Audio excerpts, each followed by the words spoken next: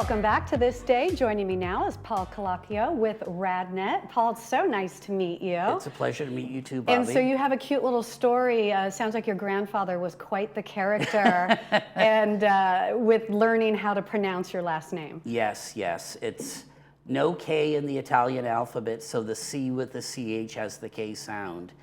So he would say it's like Pinocchio. Calacchio, Pinocchio, but I like to defy him, so I said it was Calacchio. But he's long gone now, so I can be whatever I want to be. Ah, that's a cute story, and it's nice to these stories make us remember our loved ones, Yes, right? yes. So this month, here we are in November, Yes. Men's Prostate Health Month. And I know you wanted to educate us about that. I mean, prostate health should be on every man's mind. It should. It really should. You know, more men are dying from prostate cancer right now than women of breast cancer. Oh, wow. And it's very serious, and I just don't think men think about it enough to do anything. What is the prostate exactly? And like, where is it in the body? What does it do? The prostate is between the bladder, I'm going to say this wrong. The prostate is around the urethra, and it's against the bladder. And it is what you need to have children. And if it's removed, some men become incontinent, some men experience erectile dysfunction. But it doesn't have to be removed anymore if you believe in early detection. You know, we go to the doctor. When you're 40, you should start getting a PSA test. PSA is a blood test. And that will show your level in the blood. And if it's elevated, then you would either be watched or the doctor would ask you to have an MRI, a prostate MRI, if it was that high. Okay. And no one is doing it. Everyone's ignoring it. And that's an easy urine test, you said? Or blood test? No. If you're urinating... For the PSA test? The PSA is a blood test. Okay.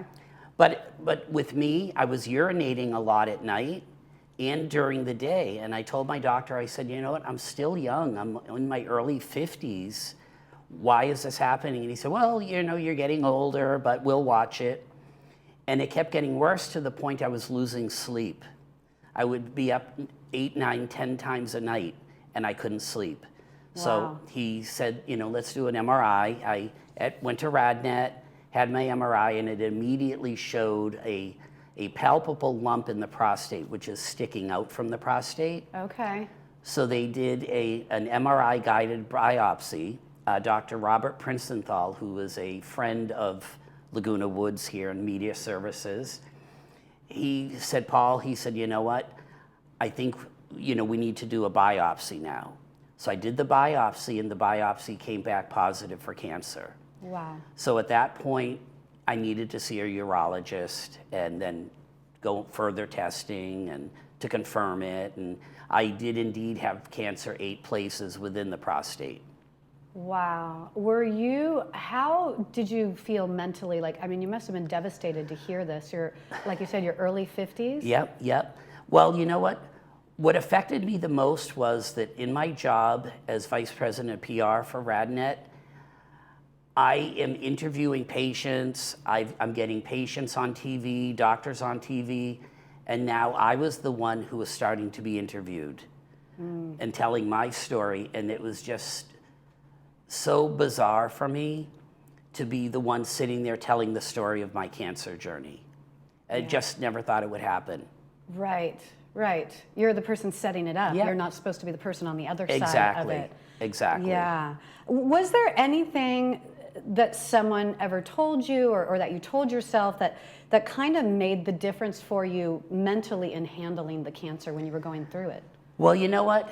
From watching how we handle cancer patients at our BreastLink facility and RadNet, everyone is so delicate in their approach with the patient. And if you have somewhat of a sense of humor, I know that may sound terrible, but if you try not to just think of the worst and try to think of the best as well, it helps. Yeah. It really It's kind of like, helps. oh, my leg's broke, but I got another one. Exactly, exactly. And you know what? And I know people say you don't take cancer lightly, but I did my best after seeing how we treat people and how kind we are to people and how supportive. And I really felt surrounded by a lot of people that cared for me and loved me, and I felt safe. And I also felt the fact that, yes, mine was aggressive, but it stayed within the capsule, so I didn't require chemotherapy or radiation. Oh, wow. Yeah, they just completely removed the prostate. They did it robotically, and they did nerve Wow. sparing. And nerve sparing, I really don't know what it is, but it helps because right now, at this point, this is actually, last month was my 5-year anniversary. Oh, congratulations. Thank you, thank you. So I'm not incontinent and I don't have any ED issues at this time, so I'm very grateful for that. Oh, absolutely. But I think it's because we addressed it as soon as we found out I had it. And so that early detection is so key. Oh my gosh, with everything. How did this diagnosis change your life? Well, I do have to say that when you're given a cancer diagnosis, you have been scarred. And the cancer can go away, but you always have the scar. And every single day of my life, I'm grateful to be alive, but I'm also, there's something in the back of my mind that says, will another shoe drop? Will it turn up somewhere else? And you know, will it recur? And I think that's tough. That's how it has changed my life the most, is that now I don't think about it too much, but I live with it. And I think people that have cancer, I think a lot of them feel the same way. It's hard to just turn it off and walk away from it and say, oh, that was just a bad time of my life. Right, right. There's always that little bit of a worry. Yep, yep. Yeah. How is there anything that says as to why somebody might get a prostate cancer, or is there any hereditary or anything like this? Well, you know what? My dad was diagnosed with prostate cancer at 73 years old, but they said he would outlive that. And, you know, sadly, he ended up passing of pancreatic cancer, a completely different cancer, but the prostate cancer didn't kill him. And you know, we're seeing men in their 40s now with prostate issues. Wow. So I don't think that there's anything specific, but at 40 years old, you should start getting a PSA test.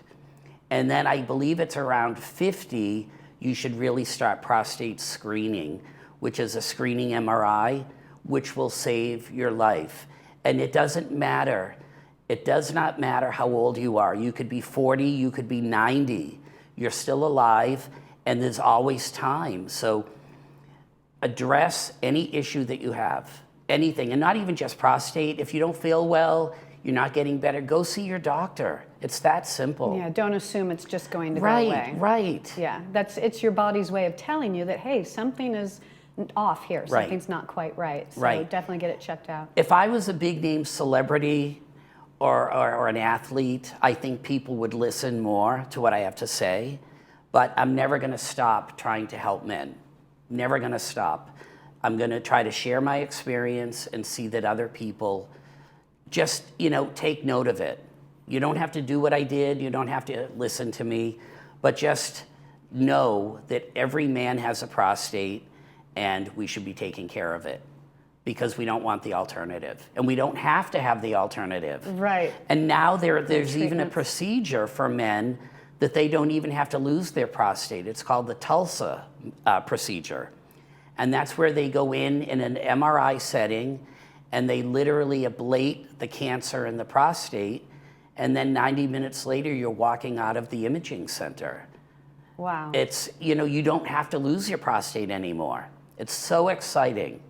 This is wonderful. Yeah, and I mean, and you would say the MRI saved your life. Yes, definitely. RadNet MRI saved my life. It truly did. That is wonderful. And so I know, like my husband, he's always like, well, I don't want to go to the doctor because then I'll find out things are wrong. But yeah, you definitely need to do these health checkups. Yeah, you know what? It may be a crazy time in the world right now, but we're alive and we are functioning every day. And you know what? I'm so glad to be here. I'm so glad to be sitting here with you today and trying to help make a difference for other men. Absolutely. Yeah. Well, thank you so much for being here You're and very sharing your welcome. story, and congratulations on the 5 years. Thank you. I'll be waiting to hear when it's been 25 years. Excellent. Thank you so much, Bobby. Absolutely. So stay with us. We have Irvine Barclay Theater coming up right after the break.